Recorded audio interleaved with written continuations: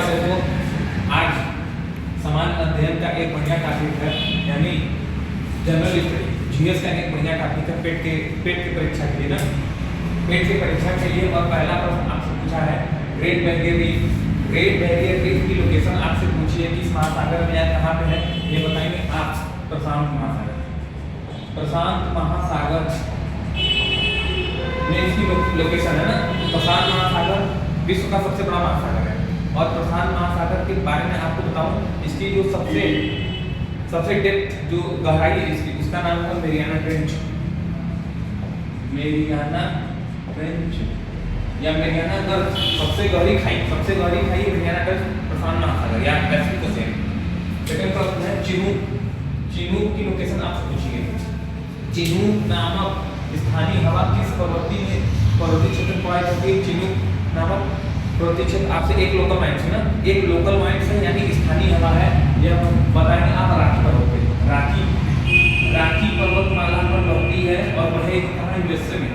USA United state of America बहेगी राखी पर्वत पर। राखी पर्वतमाला की सबसे ऊंची पर्वत चोटी आप मुझे कमेंट सेक्शन में कमेंट करके बताएंगे। तीसरा प्रश्न है बुशमैन जनजाति। बुशमैन जनजाति एक ट्राइब्स है, एक जनजाति है, किस मरुस्थल में पाई जाती है? तो अफ्रीका में एक मैंने आपको मरुस्थल बताया होगा, नाम है इसका कालाहारी डेजर्ट। तो ये कालाहारी मरुस्थल के अफ्रीका के दो देश बोत्सवाना नामीबिया और बोत्सवाना, दो देशों में ना, नामीबिया और बोत्सवाना दो देशों में कालाहारी डेजर्ट पाया जाता है अफ्रीका महाद्वीप में ना। आप मुझे नामीबिया और बोत्सवाना की कैपिटल राजधानी कमेंट सेक्शन में कमेंट करके बताइए ना। चौथा प्रश्न समाचार पत्र बहिष्कृत भारत के संपादक आपसे पूछा गया है। आधुनिक इतिहास से एक प्रश्न लिया गया है समाचार पत्र के बारे में। ये होगा आपका भीमराव अम्बेडकर ना। भीमराव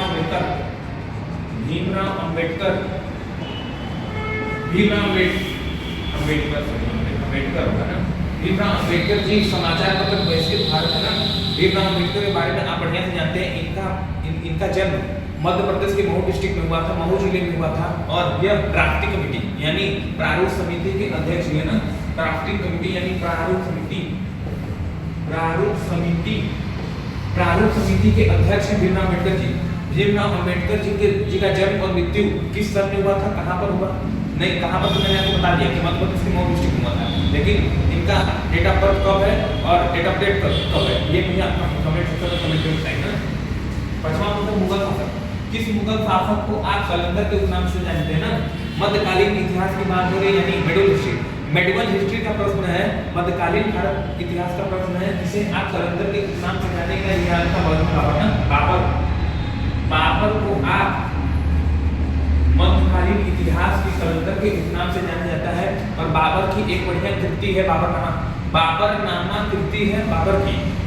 कमेंट सेक्शन में कमेंट करके बताएंगे कि जो बाबरनामा कृति है, बाबरनामा जो कृति है वो किस भाषा में है, किस लैंग्वेज में लिखी गई है, ये भी आप कमेंट सेक्शन में कमेंट करके बताइएगा। छठवां प्रश्न रोपड़ किस राज्य में स्थित है? सिंधु कालीन सभ्यता और हड़प्पा कालीन सभ्यता का एक स्थल रोपड़ किस राज्य में कहां पर है? ये आपका हिमाचल प्रदेश ना।